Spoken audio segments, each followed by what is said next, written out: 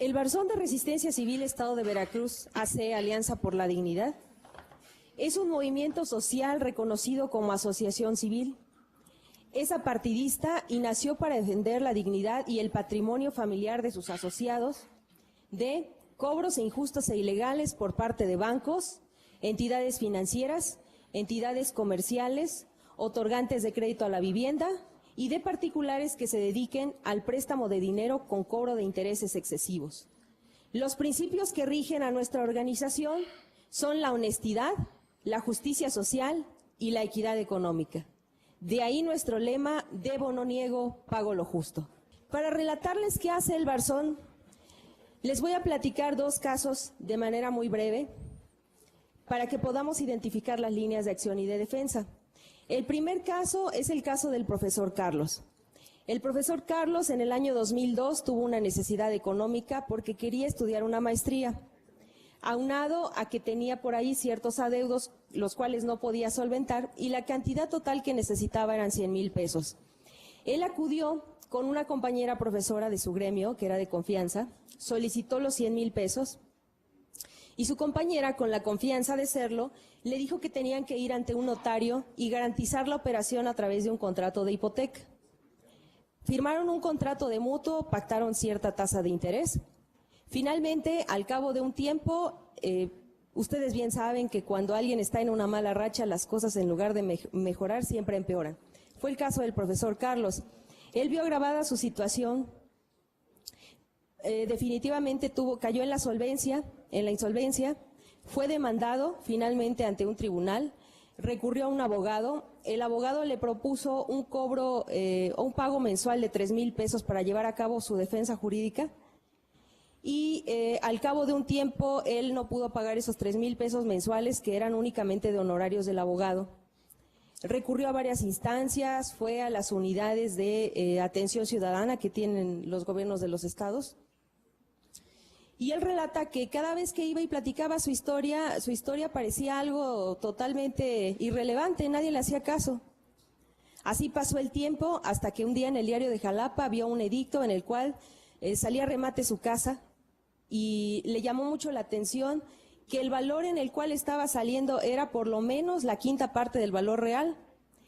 Él dice que sintió mucha impotencia, sintió mucho miedo, mucha vergüenza y mucho temor, porque él creía que él era responsable de que la situación que tenía hubiera llegado hasta ese punto.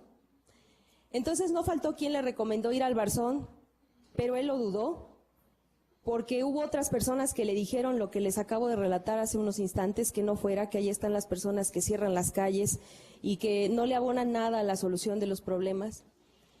Lo pensó durante una semana y faltando 2 días para que se llevara a cabo la audiencia de remate, se acercó al Barzón. De más está decir que el Barzón hizo un análisis jurídico de su caso, le dimos el acompañamiento a las audiencias y al llegar a la audiencia nos encontramos con que había no menos de 7 personas, entre abogados, el acreedor que estaba sacando la propiedad a remate, otro acreedor que él no conocía y unas de estas conocidas mafias que se dedican a la compra de remates, que ven en la pérdida del patrimonio de otros ciudadanos una posibilidad de inversión. En el Barzón nos dedicamos a hacer un acercamiento de diálogo con el acreedor y el acreedor nos dijo que para él la compra de este remate era una inversión y que él no aceptaba que se le hiciera el pago ni aún de la cantidad total que él adeudaba. Finalmente tuvimos que ir a varias instancias, presentamos el recurso de apelación, llegamos al amparo. Fue un juicio que tardó aproximadamente 1 año y medio en resolverse. Finalmente logramos nulificar el proceso de remate, detectamos varios vicios que había en el procedimiento legal. Finalmente logramos sacar adelante el asunto, revertimos el proceso legal, nulificamos el remate, estuvimos en la posición previa al fincamiento y a la adjudicación y consignamos el pago. El segundo caso que les voy a comentar es el de la compañera Felicia. Este caso lo voy a relatar porque se encuentra presente la Conducef y ellos fueron una alianza estratégica para la solución de este caso. Felicia es una ama de casa que emprendió con la finalidad de ayudar a su esposo en los gastos cotidianos un negocio de venta de zapatos. Por la colonia donde ella vivía se llevaban a cabo estas reuniones que son muy populares de créditos solidarios. La mayoría hemos escuchado o hemos visto los créditos grupales o solidarios. ¿En qué consiste un crédito solidario? Consiste en la firma colectiva y mancomunada de un pagaré. Se arma un grupo de entre 10 a 12 personas y cada una firma 2 pagarés. El primero ampara la deuda, que es la cantidad que se le está prestando realmente, y el segundo ampara la totalidad de la deuda de las 10 o 12 personas que están participando. Ahora bien, ella entra en ese programa de créditos solidarios, solicita la cantidad de 10,000 pesos, que es la cantidad que a ella se le entrega.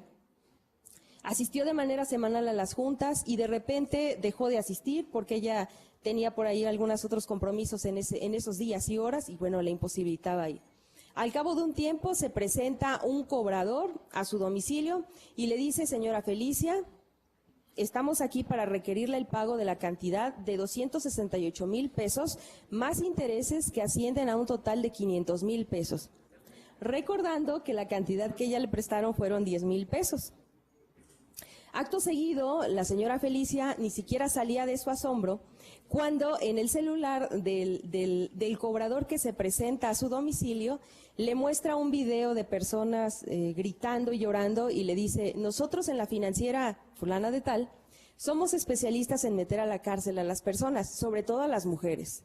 Entonces, queremos decirle que tiene usted que presentarse y pagar.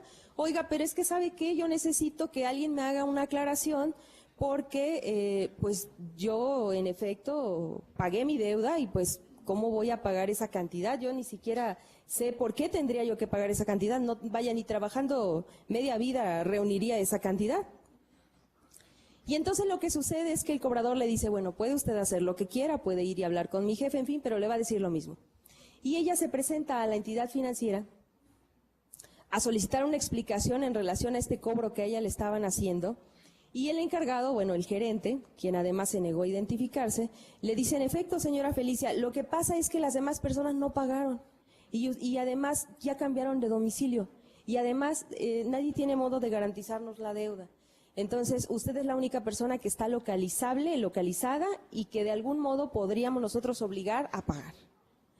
Entonces, lo que usted tiene que hacer, pues, es hablar con sus familiares, hipotecar su casa de su mamá, de su papá, de quien usted quiera, y venir y hacernos el pago de la cantidad que adeuda, porque de lo contrario la vamos a meter a la cárcel, bueno, en fin, una serie de amenazas. Ella llega al Barzón después de esa experiencia. ¿Qué pasa con el Barzón y qué tiene que ver con la reforma financiera, que es el tema que ahora nos ocupa? Felicia firma un documento sin saber qué había firmado, sin leerlo y sin entenderlo. 2, ni siquiera sabía el nombre completo de la entidad financiera que le había hecho el otorgamiento del crédito, porque, como es sabido también, muchas entidades financieras manejan un nombre comercial y otro nombre oficial o formal. Ella no tenía ningún comprobante de pago de todos los pagos que ella había hecho, no tenía absolutamente nada. No había una sola muestra de que hubiese existido una relación de tipo financiero entre esta entidad y la señora Felicia. Entonces llega al Barzón, como llegan muchísimas personas, planteándonos un caso sin documentación, en la desesperación de que ya tenía encima prácticamente una cuestión de demandas, embargos, en fin. Y entonces hacemos uso de todas estas herramientas que ya nos platicó el licenciado Trillo, el subdelegado de la Conducef.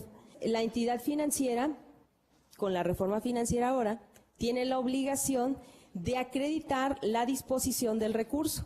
Anteriormente únicamente se firmaba cualquier tipo de documento y ya tampoco ella tenía ningún pago, entonces fuimos a solicitar un reporte de buró de crédito y aparecía en efecto quién la tenía reportada al buró, con qué cantidad la tenía y bueno, en conclusión, con todos estos elementos hicimos un análisis del contrato de adhesión, un análisis técnico jurídico, fuimos a la Conducef, presentamos una reclamación.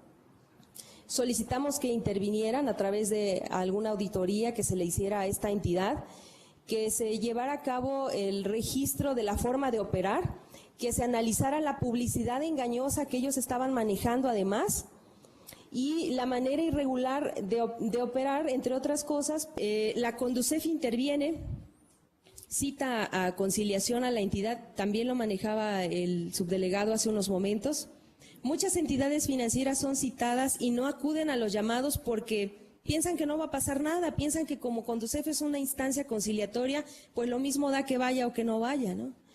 Y la mañana que tocaba la audiencia, casualmente el apoderado de la entidad financiera ingresó al hospital con un cuadro agudo de diarrea, tipoidea, temperatura, en fin, y por ese motivo no se había podido presentar.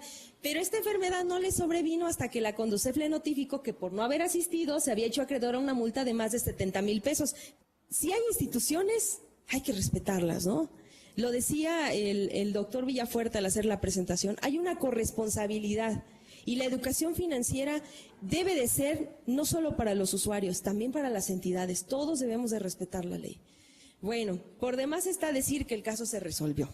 Entonces, en este ejemplo vemos claramente qué instrumentos nos da ahora la reforma financiera para hacerlos valer en favor de los usuarios.